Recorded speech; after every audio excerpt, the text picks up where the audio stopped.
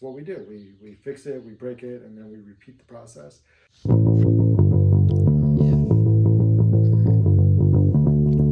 I've always wanted a Jeep with the top off, and for the first time in however long I've owned this thing, the hardtop finally came off.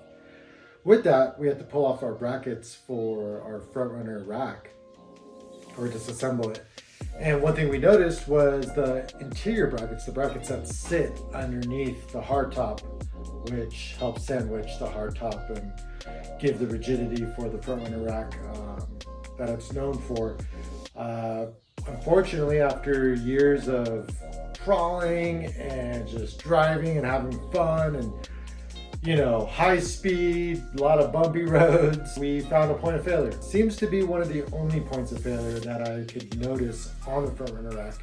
And granted, I bought this rack because one of the biggest selling points was the video of them actually pulling up a Jeep from the rack and off the ground, and that was really cool, and it made me feel like, wow, if they could do that, then they could do a lot of things. Right? I've had the Frontrunner rack on the Jeep for at least a good 6 years now, if not more, and when we took it off, we realized we found a point of failure. It's basically here at this part of the bracket, which, as you can see, the other side didn't have the same failure.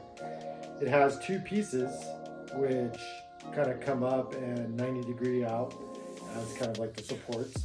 But what you have to understand is this sits on a part of the roll bar, right? Or the cage of the Jeep. And this is all that's really supporting the weight.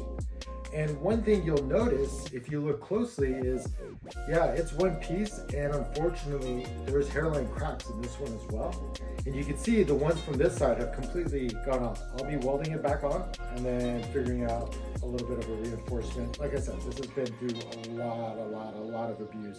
A lot of weight on top at high speeds. Not what you typically should do, but that's what we do. We fix it, we break it, and then we repeat the process. Exposed all the bare metal, and gonna start trying to weld it.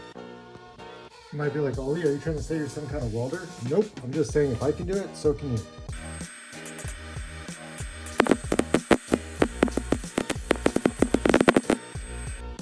There's our finished weld.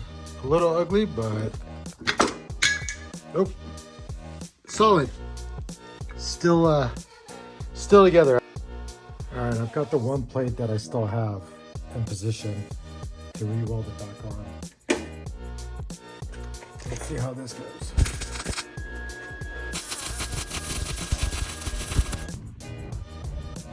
Anyways, here's the end result.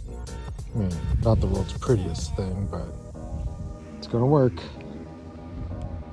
Even though you're not asking me where I got the metal from for the bracket support, I'll tell you anyways.